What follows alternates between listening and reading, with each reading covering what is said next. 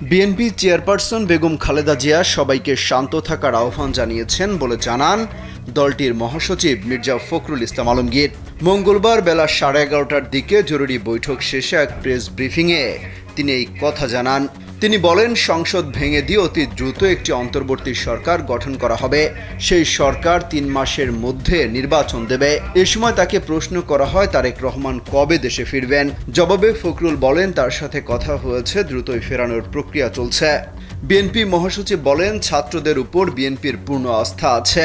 বলেন, আগেই তাদের আন্দোলনের সঙ্গে একাত্মতা ঘোষণা করেছিলাম, তারা নিশ্চয়ই দলীয় বিষয়টা ভাববেন। বিএনপি মহাসচিব বলেন, বর্তমানে রাষ্ট্রপতি হলেন প্রধান। একমাত্র ওয়ালটন এসি দিচ্ছে 1 বছরের রিপ্লেসমেন্ট গ্যারান্টি এবং কম্প্রেসারের 10 বছরের গ্যারান্টি। তিনি যখন ডাকবেন তখন নাম প্রস্তাব করা হবে। এর আগে বিএনপির স্থায়ী কমিটির সদস্যদের নিয়ে বৈঠক শুরু করেন দলের ভারপ্রাপ্ত চেয়ারম্যান তারেক রহমান। মঙ্গলবার সকাল 10:25 তারেক রহমানের সভাপতিত্বে এই বৈঠক শুরু হয়। বৈঠকে তিনি ভার্চুয়ালি যুক্ত হন।